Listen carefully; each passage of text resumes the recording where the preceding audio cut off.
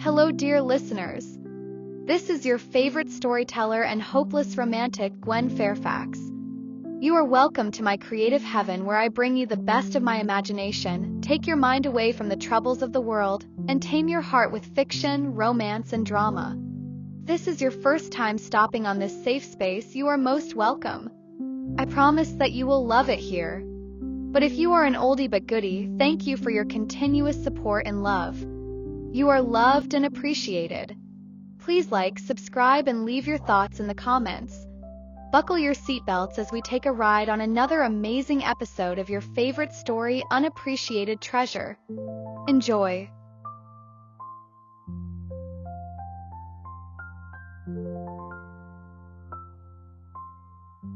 As Hank left the room, Clarissa could not help but scream her lungs out, begging Hank to spare her. It was rather unfortunate that her plea fell on deaf ears. Clarissa knew she was totally and completely finished. She could not let these two hefty-looking men touch any part of her body. The men really looked like hungry lions that were ready to pounce on her like a prey. All she could do was cry. With a sharp voice, she shouted, "You had better let me go, else my brother will find you and destroy you all." The two men couldn't help but laugh hysterically. One of the men walked closer to her ear and whispered in a deep, lusty voice, well, can see you still have the voice to speak. I will bang you so hard in such a way that your screams will be heard in Liverpool. And when I am done with you, you won't be able to sit or walk for a whole week." Clarissa couldn't believe that she was going to be ravaged by these two men. As she closed her eyes awaiting her fate, she suddenly felt the ropes that bound her hands loose. The man stepped backwards and said with an evil look on his face, "Listen to me, Clarissa Adkins. The next time you come anywhere close to Mr. Fitzwilliam or Miss Powers, you will not be this lucky. Make sure you disappear from this city and never return. Now, I give you 30 seconds to put on your clothes before I change my mind." Clarissa couldn't believe that she was being pardoned. She picked up her clothes and wore them at the speed of light. The two men placed a black cloth over her head and took her to the car. After a long drive, they came to a stop and the man said wickedly, "Now get out." Clarissa, who was shivering in fear like a rain-soaked chicken, rushed out of the car like Jerry being chased by Tom. Earlier on, Hank had only brought those two men to Clarissa to frighten her, so that she would never try something like that again. He had wanted her to know what he could do if she ever thought of approaching Chelsy again. As much as Clarissa was a pain in the ass, she was still Jeremy's sister. He had always considered her a little sister. He could not really hurt her. On the other side of town, Randy, the man who had seen Chelsy in the bar, was sitting in a room full of computers. Bruce, his bodyguard and personal assistant, walked in with a file and spoke respectfully. "Mr. Barclays, this is the information you requested about the lady at the club." Randy just nodded, indicating that he should continue. The bodyguard cleared his throat. Well, sir, her name is Chelsy Powers and she works for Daniel Maximilian. She works at the PR department of Maximilian Holdings." When Randy heard this, he raised his eyes and looked at his assistant. With a deep voice he asked, "Is Maximilian Holdings not a subsidiary of Fitzwilliam Group?" Bruce nodded. "Yes, sir. It is run by Daniel Maximilian, who is Hank Fitzwilliam's cousin." Randy looked at his assistant and asked coldly, "Was that all you gathered? What about her family?" Bruce adjusted his tie and said with a straight face, "Sir, there is nothing much about her family. She came from Wolverton. She lost her father about 6 or 7 years ago. She has a brother who is a nurse in Wolverton." Bruce took a deep breath before saying what he had to say next. "Well, boss, there is something important that I found out." Randy looked at Bruce with cold, piercing eyes and said sternly, "And what are you still waiting for? You better start speaking before I plug out your tongue." Randy was so ruthless, and treated his subordinates with so much disrespect. Bruce stuttered and replied, Sir, a few days ago, while tailing Miss Powers, I found out that she was in a relationship with someone. Randy looked at Bruce with amusement in his eyes. He gave a little chuckle and asked with a deep voice, "Bruce, when has it ever been impossible for me to get what I want? Doesn't matter who the man is. Either we pay him off or we just eliminate him. Simple." Bruce could feel a headache coming. He said cautiously with a shaky voice, "Sir, I don't think we can eliminate or buy this person." Randy looked at Bruce with eyes that could kill. "And who is this man that you think cannot be bought or eliminated?" Bruce cleared his throat and responded with his voice laced with lethal edge. "Sir, it is none other than Hank Fitzwilliam." When Randy heard this, his brows were raised in surprise. He gave an evil laughter and responded coldly, "Hank Fitzwilliam, we meet again. Let us see how this goes. I will use one stone to shoot two birds. I will take over your woman and your company. Revenge is best served cold." As he spoke, he clenched his teeth and fists so tight that the pen he was holding snapped in half. Randy Barclays was the CEO of Versal Corporation, company that had once swindled and caused Fitzwilliam Group to go bankrupt. When Hank had raised the Fitzwilliam Group from the ashes, he had swept Versal Corp off their feet. Not in a good way, but like a hurricane which destroyed them and reduced them to nothing. He had destroyed and sank their markets in Europe, the United States, and Asia. Versal Corp had lost almost everything and thus relegated to Australia. The once strong and powerful Versal Corp had been reduced to nothing. Randy Barclays had even sent people to assassinate Hank, but their plans had been futile. So this time around, he had come back to seek revenge and reclaim what he had lost. He was willing to dine and wine with the devil, if it meant that he would be able to defeat Hank Fitzwilliam. Now he knew Hank had something that he wanted as well. That was Chelsy. Chelsy had become his target too. He gave an evil smile and said to himself, "Let the games begin." Randy Barclays was a playboy, better still, a low-key misogynist. He associated femininity with vanity, stupidity, and shallow ambitions. He grew up in an environment where women were regarded as worthless and had no say, including his mother. He had always used women as a form of toy for him. The day he saw Chelsy beating up the man at the bar, his perception about women kind of changed. He finally understood that some women were not just ordinary women but alpha females. He wasn't going to let go of the one he had finally found, even if it meant him taking her away from Hank Fitzwilliam. Question now was, would Hank let his longtime enemy take away the one woman he loved with every beat of his heart? Meanwhile, back at Nicole's house, she was in total awe of Hank. She sat on her bed, looking and admiring the single cuff link she held in her hand. This cufflink wasn't just ordinary nor plain. It was gold-plated with diamonds around the top. She remembered the moment Hank held her and prevented her from falling. This made her even more happy. "Oh my goodness, Nicole. What are you doing? You have totally and completely fallen for Mr. Fitzwilliam," Nicole mumbled to herself. "I will do whatever it takes to get him. This time around, no one will stop me," Nicole said out loud with determination plastered on her face and in her voice. Amelia Johnson, Cassandra, and Nicole had another meeting scheduled to meet with the PR department at Fitzwilliam Group. Nicole had promised herself that she was going to use that opportunity to return Hank's cufflink and then get even better acquainted with him. Little did Nicole know that Hank was someone who was never interested in small talk and different women. Will Chelsy and Hank be able to handle the many darts and distractions coming their way?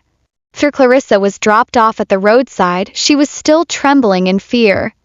She took out her mobile phone and dialed her mother's number. When the call got connected, there was a faint voice coming from the other side of the phone. "Hello, Clarissa." When Clarissa heard her mother's voice, she could not help but cry out profusely. With a trembling voice that sounded so pathetic, she spoke through sobs. "Hello, Mother. Please book me a flight immediately. I want to go back home." When her mother heard what she said, she asked worriedly, "Clarissa, what happened? It's been more than 2 years you came home. Why are you crying this profusely? Clarissa could not help it. She couldn't speak because she kept crying like a child who had been scolded. Out of her own stupidity and greed, she had destroyed her career and had been asked to leave a city she had built her life around in the past 6 years.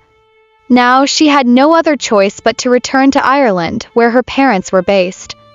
When Clarissa's mother realized that she wasn't going to respond, she calmly said, "Okay, dear child. Don't cry anymore. I am sure we will talk about it when you get here." Call ended and Clarissa called a taxi which took her home.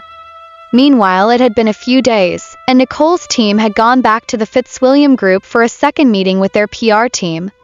The meeting had come to an end, and they had to go back to Maximilian Holdings. Cole walked over to Amelia Johnson, who was talking to Cassandra, and said sheepishly, "Greetings, Mrs. Johnson. Please can I get 30 minutes before I return to the office? I have something important to discuss with Mr. Fitzwilliam." Amelia was a little stunned for a minute, and then collected herself and acted professionally. She was never one to mind others' business. She was middle-aged and respected herself a lot to getting involved with things that didn't concern her. "Oh, you have a meeting with Mr. Fitzwilliam? Does it have anything related to our company?" Cole scratched her head and replied coyly, "Well, it isn't. It is something personal." When Cassandra heard this, she was shocked.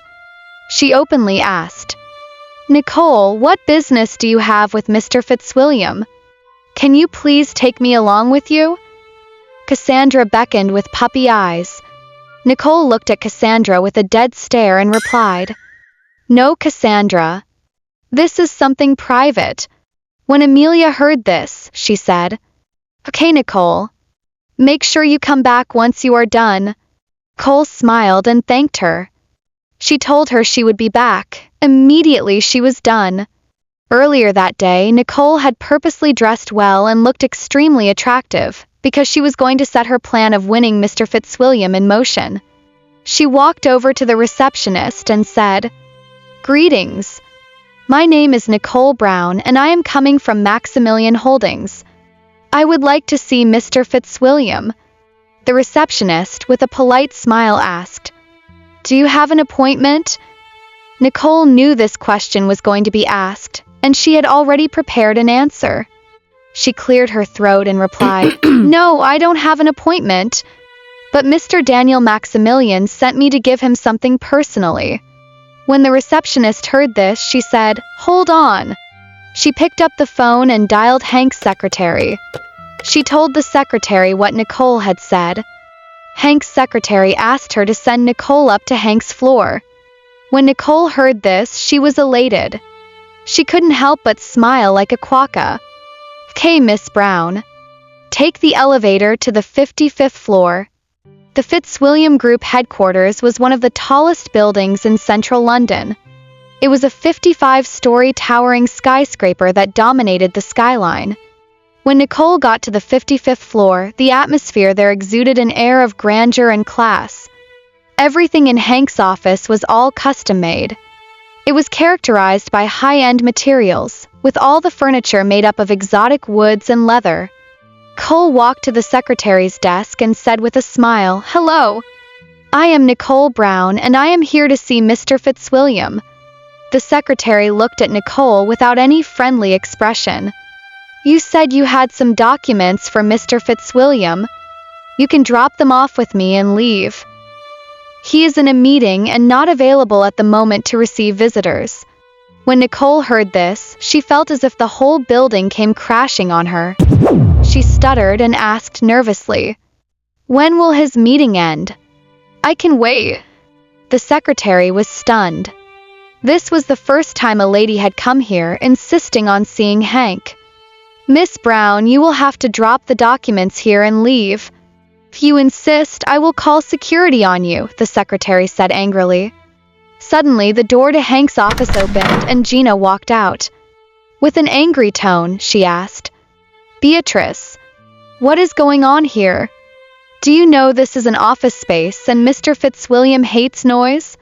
Beatrice turned to Gina and replied, Miss Gina, this lady here said she had some documents sent by Mr. Daniel Maximilian. I asked her to hand them over to me, and she insisted she had been asked to personally hand them over to Mr. Fitzwilliam. Gina looked at Nicole and asked, Miss, where are the documents? You can hand them over to me. Nicole knew her plan had been futile. She looked embarrassed and said nervously, Well, Miss Gina, the thing is, I don't have any documents to give, but something personal to Mr. Fitzwilliam. I found it the other day and wasn't able to give it back to him. Gina looked at Nicole and said without any form of emotion, So, Miss Brown, you lied in order to meet my boss. Do you know that is considered a crime? Gina turned and looked at the secretary with piercing cold eyes. With a cold voice, she said, Since when have you started letting people onto the boss's floor without proper appointments? The secretary could feel a cold sweat streaming down her forehead. She knew that Gina was the closest person to her boss in the office, and she could have her fired in seconds. She stuttered and said, Miss Gina, it's because she made mention of Mr. Daniel Maximilian and... Before she could complete her sentence, Gina cut her off. I will deal with this matter later, she said coldly. The secretary knew she was in big trouble. Gina then turned to Nicole, who had a pale expression on her face. And what is it that you want to give to my boss? Nicole took out a little box and presented it to Gina. When Gina opened it, she saw that it was a single pair of Hank's cufflinks. She opened her eyes wide and asked curiously, And how did you have this? Cole explained how she had picked it up on the floor the last time she was at the Fitzwilliam group. A few days ago, Hank had asked Gina if she had seen the other pair of his cufflinks. Those were special to him and he wouldn't lose them. They were his father's and one of the things Hank held dearest to him. Losing it was like losing part of his father's memory. Gina had searched almost everywhere and couldn't find it. Gina looked at Nicole and asked Nicole to follow her into Hank's office. Cole could not believe it. She was actually going to see him after all that happened outside with the secretary. When they got into Hank's office, Hank was sitting in front of his computer and doing some work. Nicole could not help but admire him. It is often said that a hard-working man is a handsome man. In this case, Hank fell under that category. Gina walked over to him and said, Sir, I have something to give you. Hank did not raise his head and responded, What is it? Gina slowly pushed the little box before him and said nothing. Hank raised his head and then noticed there was someone else in his office. He furrowed his brows and asked coldly, And who is this? Gina answered professionally as usual, Boss. She brought the cufflink you had been looking for. As Hank stared at Nicole, his cold, deep blue eyes were like daggers. With his usual cold and aloof tone, he asked, Young lady, how did you get this? This is it. This is my one and only chance, and I have to grab it, Cole thought to herself. She tried walking closer towards Hank. Her dress accentuated her figure. Before she could take another step, Hank said sternly and in a cold voice that sounded like a whisper, Stop right there. I didn't ask you to come closer. I simply asked you how you got this. Cole felt the temperature in the room dropping below freezing point. Hank was handsome but very frightening. His aura alone could send one to his or her own death. She stuttered and explained how she got it. Hank returned his eyes to his computer and said nothing. Gina had worked with Hank for so many years and thus understood his every wordless expression. She turned to Nicole, who stood there planted like a cactus. Miss Brown. This way, please. She ushered Nicole out of Hank's office. When they were outside, Gina looked at Nicole and said, Miss Brown, Mr. Fitzwilliam would like to thank you for returning his cufflinks. So, in return, he has organized dinner for you tonight at Maison H. When Nicole heard this, she could not help but smile from molar to molar. She thought he wasn't interested in her and didn't want to see her. But inviting her for dinner was on another level. So Nicole thought. She was finally going to have a one-on-one date tonight with him. Little did Nicole know that what she was thinking was different from the reality. She thanked Gina and left the building all smiles. Back at Maximilian Holdings, Cassandra had returned. When the others saw her, they asked, "Cassandra, why are you back alone? Where is Nicole?" Cassandra had a pouting face and replied, "She had a private business with Mr. Fitzwilliam. I really envy her though." When the others heard this, they were shocked. Cleopatra asked in wonder, "When did Nicole get that close to Mr. Fitzwilliam? Even to the point where they have private matters to talk about?" Chelsy had been busy on her computer and didn't pay attention to what they were talking about. But when she heard them mentioning Nicole having a private meeting with Hank that didn't relate to office matters, she felt jealous and alarmed. What kind of private meeting does Nicole have with Hank? And since when did they become this close? Chelsy thought to herself with a disturbed expression. It wasn't long and Nicole returned. When they saw her, they rushed towards her and started bombarding her with endless questions. "Nicole, we heard that you had a private meeting with Mr. Fitzwilliam. What was it all about?" Nicole was enjoying the attention she was getting. She saw Chelsy seated and looking less bothered. She cleared her throat and said proudly, "Calm down, everyone. It was nothing too big. We just had a little chat and he invited me over for dinner tonight." Cleopatra's eyes widened when she heard this. "But how can Mr. Fitzwilliam have dinner with you? When did you even meet him?" Cole looked at Cleopatra and said condescendingly, "Cleopatra, I know you are so eager to know and I will feed your curiosity." She pushed her hair behind her ear and continued, "Well, it all happened the first day we went to the Fitzwilliam group. He bumped into me and that was it. He apologized and asked to see me again. No man can resist my charms. Not even Mr. Fitzwilliam." She gave a triumphant cackle and walked back to her seat. Was Nicole truly serious? Her obsession with Hank had skyrocketed to another level. All through, Chelsy was gnashing her teeth with so many thoughts running through her mind. But it can't be. Hank cannot have anything to do with Nicole. She quickly stood up and rushed to the bathroom. She splashed some water on her face and stared at her image in the mirror. Cole walked in with a smug look on her face. She knew that if she had Hank on her side, no one, even Chelsy's so-called protector, couldn't do anything to her. The wicked and annoying Nicole had returned in full effect. She catwalked to the mirror and stood by Chelsy. When she saw Chelsy's wet face, she said in a mocking and annoying tone, "Chelsy, you look kind of worried. Are you okay?" Anyone could see that Nicole's show of concern was fake. She gave an evil laughter and said as she patted her face with some powder, "Well, I need to be gorgeous tonight. Can't wait to meet my man." She gave a cackle and walked outside. Chelsy stood there feeling so lost. Her legs became wobbly and she almost fell to the ground. Thanks to her being so swift, she supported herself by holding on to the sink. She could feel a headache coming. She knew she should not believe what Nicole was saying. Hank was too loyal to cheat on her with Nicole. She remembered her father always telling her not to judge anyone without hearing their own side of the story. She took a deep breath and stepped into the stairwell and quickly dialed Hank's number. Hank picked up almost immediately. Came was his deep husky voice which was almost hoarse. "Hey darling." Chelsy didn't waste time and went straight to the point.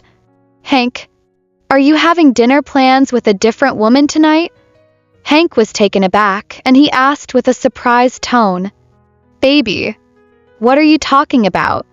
What dinner, what woman?" Chelsy seemed confused. Was Nicole lying?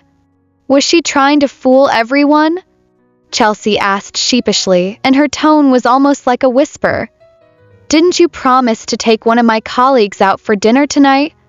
When Hank heard this, he couldn't help but smile. In a smoky voice he asked seductively, "Is my baby jealous?" Chelsy smirked and responded, Of course I would be jealous knowing that my boyfriend is taking another woman out for dinner. This touched Hank's heart to hear Chelsy openly admit that she was jealous. It actually warmed his heart. He smiled and said, "My love, I am not taking anyone out for dinner, okay?" He went ahead to explain everything that had happened and that the dinner was set up by Gina and it was a way of saying thank you. When Chelsy heard this, she smiled awkwardly. "Okay. I am sorry for being angry earlier," Hank said softly. "Shush now. It is okay to feel that way. I would have acted worse if I were in your shoes. Listen, baby. Always remember that I love you so much and your Pookie Bear belongs to you and you only, okay?" Chelsy said okay. "Anyway, I have to go now. I just dashed out for a few minutes to call you. I have to go back to the office before they start looking for me. Talk to you later."